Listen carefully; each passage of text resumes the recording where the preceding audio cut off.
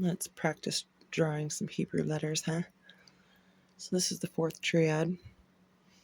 This video is quite a bit longer than the others so far, and that's because two of the letters that we're going to be practicing have final forms.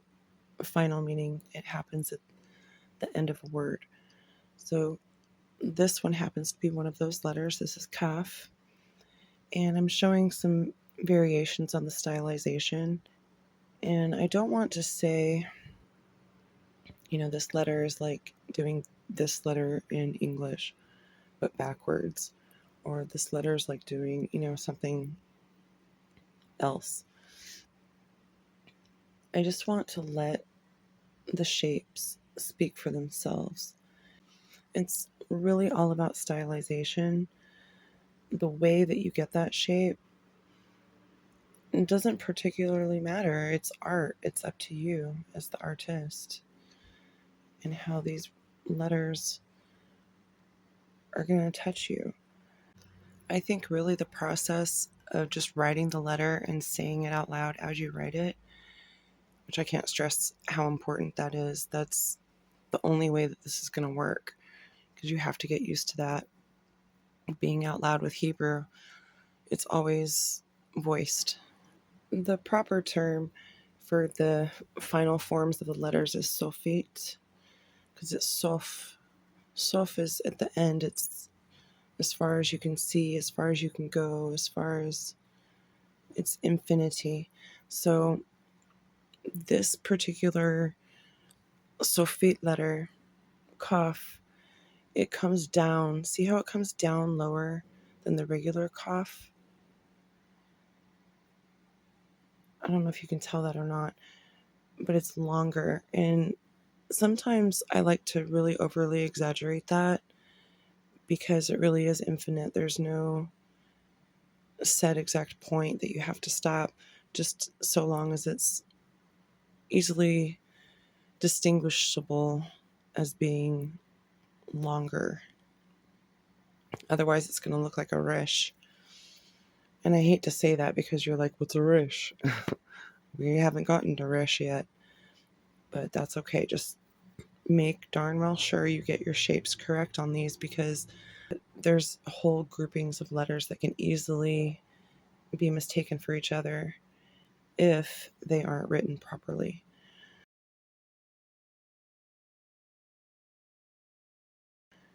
And I screwed up on my peso feet. That little line that I actually added there wasn't supposed to be there, and I do beg your pardon, but I wasn't about to redo this whole thing just for that.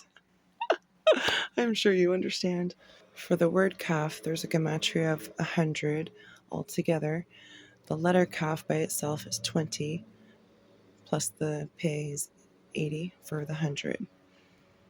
Now, for lamed, this letter rises above the scribed line. This is the only letter that gets to do that. And there's a couple of different ways to do it, of course. And one way is to do it like that, where it's a little bit more of a calf shape with a head on it, I guess you could say. So as we practice this letter, we can realize that just glancing at the text, you'll be able to pick this one out very easily. It's a very important letter, and I don't want to go too much into all that. Like I said earlier, I just really don't want to impose on you knowledge about these letters that doesn't need to be there. Because, like I said, genuinely, truly, you need to just let the letters and the words speak to you, and the gematrias too. I'm not so keen, and most people that don't have a language other than English don't really have this idea of letters as numbers, but it's very much a part of the Hebrew language, which I'm not even entirely familiar with yet because English is my first language. So I'm still really getting to know all about that. very, very slowly. It's just really difficult for me to absorb for some reason.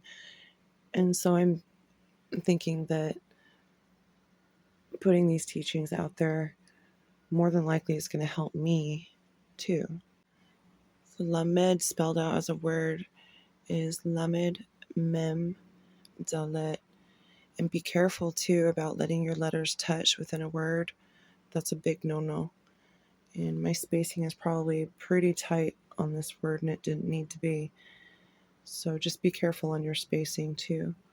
So lamed is 30, mem is 40, and dalet is 4. So that gives us a total Gematria value for the word lamed of 74, and then for just lamed by itself as 30. So now for mem, this letter has two different forms. The second form being the Sophite, and that's the final form.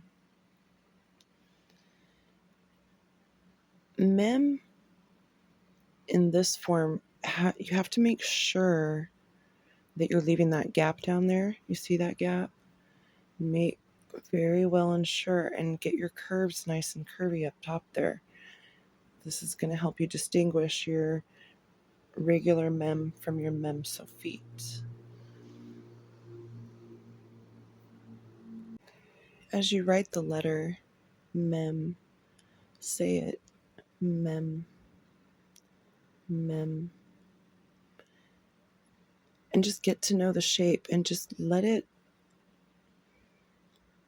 bounce around in your imagination. Pretty much everybody on God's green earth knows the term abracadabra. It's a Hebrew word, avera kadavara. What that means is I create as I speak. That's exactly what we're doing right here, right now, with writing these letters. This is the Mem Sophite. It's basically a box or a square with just that little teeny edge that overhangs at the top left. So what you're doing is you're creating as you speak, as you write. As you write the letter, you create the sound. This is abracadabra. Mem is spelled just like this, a regular mem and a mem Sophite. Each mem is worth 40 for a grand total Gematria in the word mem of 80. And I really hope you enjoyed this lesson. Thanks for coming.